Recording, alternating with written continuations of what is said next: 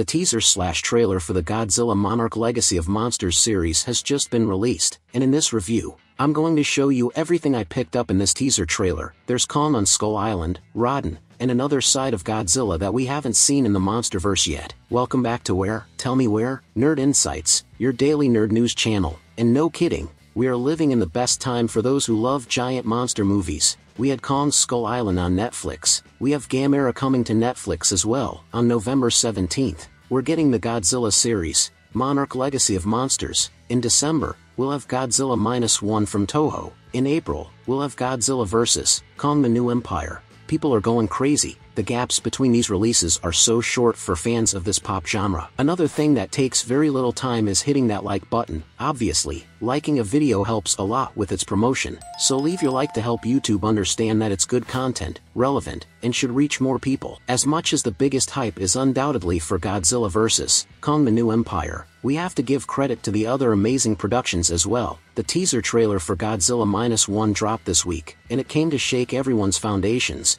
We see a completely destructive, malevolent Godzilla, filled with hate and rage, destroying everything in its path. It's a classic tower-style Godzilla, and the creators are showing us how to make a Godzilla. This is something that was missing, because since Shin Godzilla, we haven't seen a Godzilla this malevolent, destroying everything around it, and even Shin Godzilla doesn't bring the same essence as Godzilla -1. Now, the hype is all about Monarch Legacy of Monsters, the Godzilla series. For those who don't know, it used to be called Godzilla and the Titans. In this series, we'll explore events that happened before, during, and after Godzilla's battle against the Muto couple in San Francisco. Just a reminder, folks, that this here is a review, not an analysis. I decided to bring a review first so we could discuss some things we saw in this teaser trailer, touch on some points I noticed, and maybe you haven't, and help boost the hype. After I delve deeper, gather references, and talk to some people, I'll do a complete analysis, detail by detail, of what we saw in this trailer. Alright, here,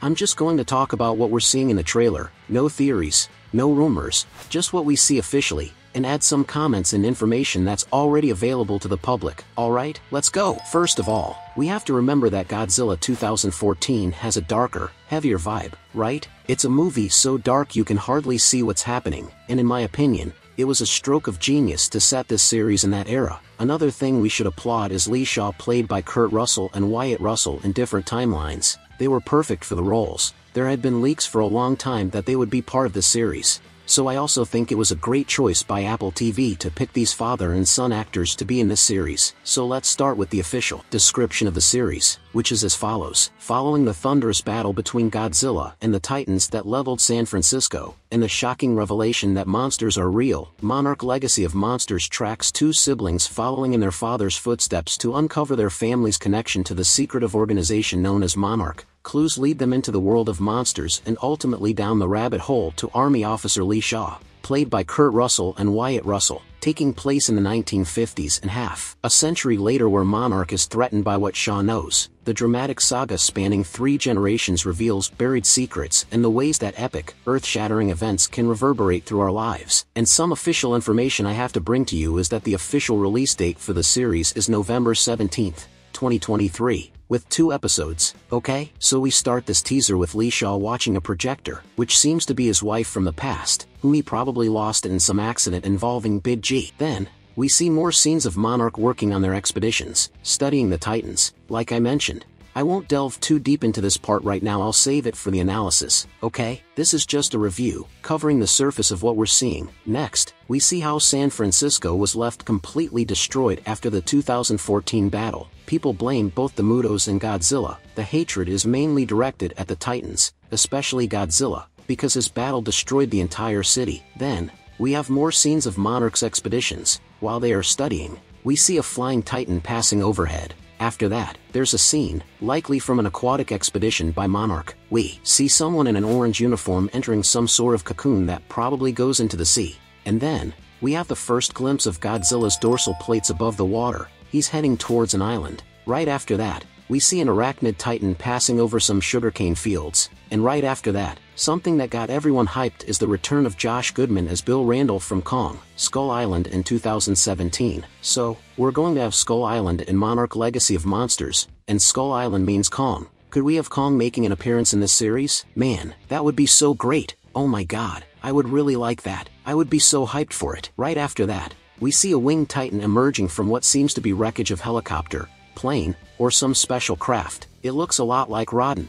I don't think it's Rodan, okay? It doesn't look exactly like him when you pause it, but I'll analyze it carefully, because, in my opinion, it doesn't really make sense to have Rodan there unless it's a second Rodan, maybe a descendant of the original, but that's something we'll have to explore in the analysis as well. Next, we get another perspective of the 2014 San Francisco incident. We saw Godzilla's perspective and Millie Bobby Brown's perspective. However, we didn't see how it was for the ordinary people on the Golden Gate Bridge, and I find that really interesting. It adds a touch of realism to the series, it evokes fear, and it shows what it would be like if it actually happened. It's not just a fight that destroyed the city, there are people involved, lives, stories, dreams, all annihilated by these titans. Then, we see that scene, which was already shared by Apple and Legendary, with Godzilla on the Golden Gate Bridge. Coming soon, I'll be bringing you a complete analysis, detail by detail, of this teaser, theories, some rumors that are already circulating out there, so you have to stay tuned to the channel. The only way not to miss it is to subscribe and activate the notification bell, because as soon as something new comes out, I'm bringing it here for you. Just like the trailer, I brought it here on the channel as soon as it was released. Those who were subscribed with the notification bell activated received the notification and went straight to watch it. That's why you can't miss out, my friend. Subscribe to this channel to stay informed about everything that's happening. Take care, and until